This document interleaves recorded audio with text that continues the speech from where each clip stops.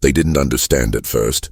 To most of the galaxy, the idea was illogical, wasteful even. Keeping a non-sentient creature alive, feeding it, sheltering it, letting it sleep in your bed, scratch your furniture, chew your clothes.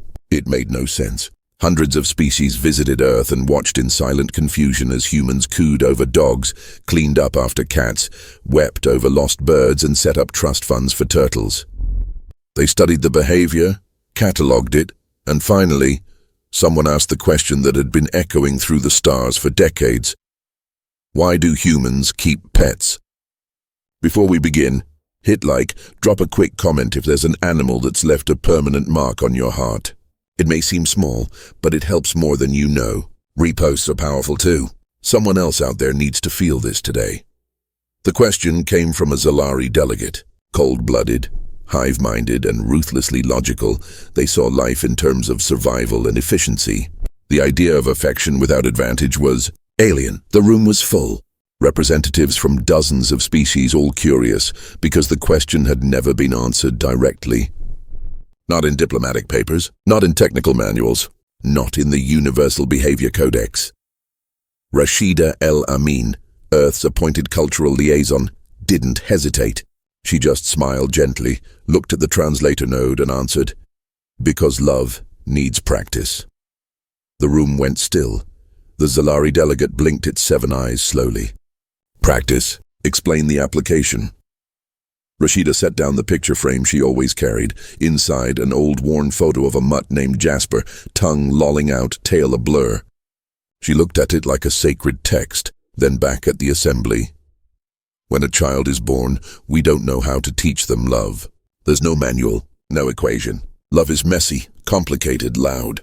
It breaks things. It forgives. It holds tight when everything else tells you to let go. And we practice it with pets. A rustle moved through the chamber. Curiosity, confusion, discomfort. She continued, "You can't yell at a puppy for not understanding your language. You have to learn patience. You can't train a cat through force. You have to earn its trust. You have to clean up messes you didn't cause.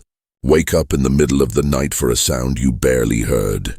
And choose every single day to care for something that can't give you anything back except a look, a sound, a weight curled up beside you. That's love. Unfiltered, unreasonable, unpaid. That's why we keep pets, because humans need to practice love." The silence held. Then the Yalari ambassador, a crystalline being that hadn't expressed emotion in over 2 centuries, whispered through its resonance shell, "We thought it was weakness, dependency, sentimentality." Rashida nodded. "And we used to think you had no feelings because you don't cry." But we were both wrong, weren't we? Weeks passed, but the conversation didn't end there. Something started to change. Delegates from species who had never touched another living being out of affection asked to visit Earth shelters.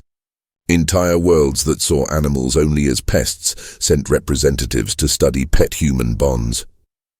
A Dravathi war priest adopted a 3-legged rabbit. A Varelian trade captain rerouted a cargo freighter to rescue abandoned kittens from a ruined station. And one Zalari, yes, even them, requested to foster a senior dog with cataracts and no teeth. At first it was clumsy. The translations didn't always get the tone right. Some species didn't understand that pets need space, that not all attention is affection. One species tried to gift-wrap a pet for a ritual, not realizing the tape could suffocate. But they learned, they practiced, and what followed wasn't just tolerance, it was transformation galactic. Policy shifted. Veterinary medicine became a cross-species field. Pet travel protocols were added to interstellar immigration laws, and most shockingly of all, at the following summit, the High Council passed the Sentient Companion Respect Accord, protecting the rights and dignity of all non-sentient companion species, modeled directly after Earth's animal welfare systems. Some still mocked it, quietly, but fewer and fewer, because even they had begun to notice. When someone from a species that once knew only conquest and logic bends down to feed a trembling, lost creature, something changes in them. They soften. They grow quieter, more aware, and perhaps that was the point all along, because love, real love, the kind that endures grief, the kind that celebrates presence over perfection, It doesn't start in the battlefield or the council chambers. It starts in small things. Tiny, furry, loud, disobedient things, and as the stars watched humanity embrace what others called a weakness, we made no apologies, we didn't need to.